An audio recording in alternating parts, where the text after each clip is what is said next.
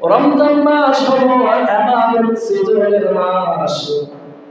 এই মাসে যদি একটা নফল নামাজ পড়েন, একটা ফরজের সমতুল্য, একটা ফরজ 70টা ফরজের সমতুল্য, একটা কোরআন খতম করলে 70টা কোরআন খতমের সমতুল্য। সারা বছর 70টা খতম দেওয়া যাবে? তাহলে সারা বছর দিতে পারবেন।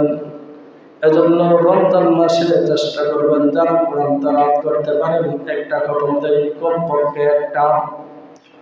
কমপক্ষে যদি একটা খতম দেয় তাহলে 70টা খতমের সওয়াব।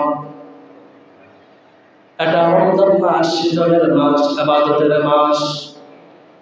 রমজান মাসে রোজা রাখতে কষ্ট, কিন্তু এই কষ্ট শুধু আপনি আমার জন্য নয়, হযরত আদম আলাইহিস সালাম থেকে নিয়ে ঈসা আলাইহিস সালাম পর্যন্ত যত নবী রাসূল দুনিয়াতে এসেছিলেন সকলের প্রতি আল্লাহ তাআলা ফরজ করে দিয়ে বলেছেন, ইয়া আইয়ুহাল্লাযীনা আমানু কুতিবা আলাইকুমুস সিয়াম কামা كتب على الذين من قبلكم لعلكم تتقون। রব্বুল আলামিন বলেন, হে পৃথিবীর মানুষ, আমি আল্লাহ রমজানের রোজা তোমাদের উপর ফরজ করে দিয়েছি, যেমনিভাবে আমি আল্লাহ পাক রব্বুল আলামিন তোমাদের পূর্বে যারা ছিল তাদের প্রতি ফরজ করে দিয়েছিলাম। রমজানের রোজা শুধু তোমাদের উপর ফরজ নয়, তোমাদের আগে যারা এসেছিলেন তাদের প্রতি আমি আল্লাহ রমজানের রোজা ফরজ করে দিয়েছিলাম।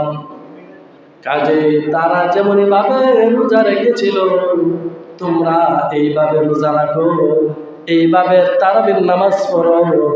যদি রোজা রাখো, আল্লাহর রাসূল সাল্লাল্লাহু আলাইহি ওয়াসাল্লাম বলেন, কিয়ামতের দিন আল্লাহ তাআলা রোজাদারদের জন্য একটা জান্নাতের দরজা রিজার্ভ করে রাখবেন।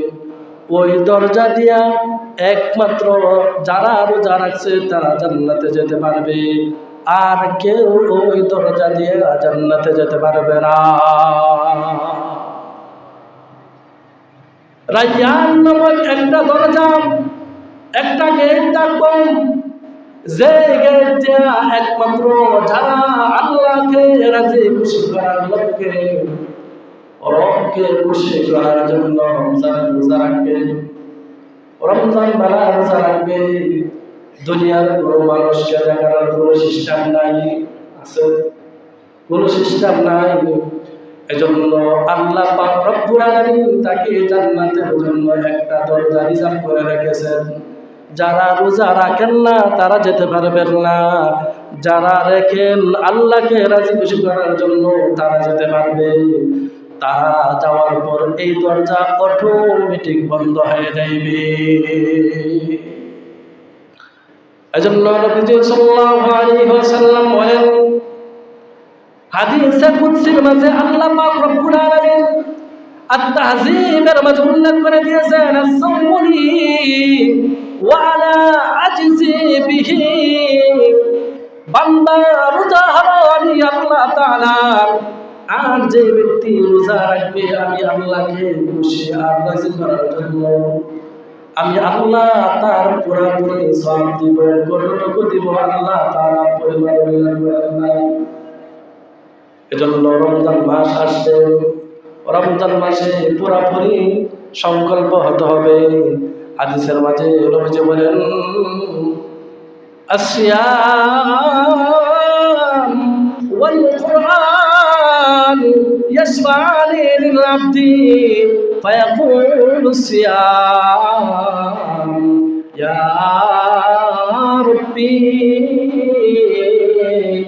মানাতুহু আনিশ শারাবি ওয়াশ-শাওয়াতি বিন-নাহার ওয়া ইয়াকুলুল কুরআন ইয়া রাব্বি মানাতুহু আনিন-নাওমি বিল-লাইল ফায়াশফা'আনি ফীমা হাদিসের মাঝে নবীজি বলেন কিয়ামতের দিন কোরআন আল্লাহ তাআলার কাছে সুপারিশ করবে, আল্লাহ রাতের বেলায় তোমার বান্দাকে ঘুমাতে দেয় না, রাতের বেলা তোমার বান্দা কিয়ামুল লাইল তারাবির নামাজ পড়েছে, কোরআন তেলাওয়াত করেছে, আল্লাহ তুমি আমার সুপারিশ করো, গ্রহণ করো। সিয়াম বলবে, রোজা বলবে, আল্লাহ দিনের বেলা আপনার বান্দা রোজা রেখেছে, পানাহার করে নাই, স্ত্রীর কাছে যাই না, যত বেহুদা কাজ আছে এই কাজগুলো করে না, আল্লাহ আপনি আমার সুপারিশ কবুল করো।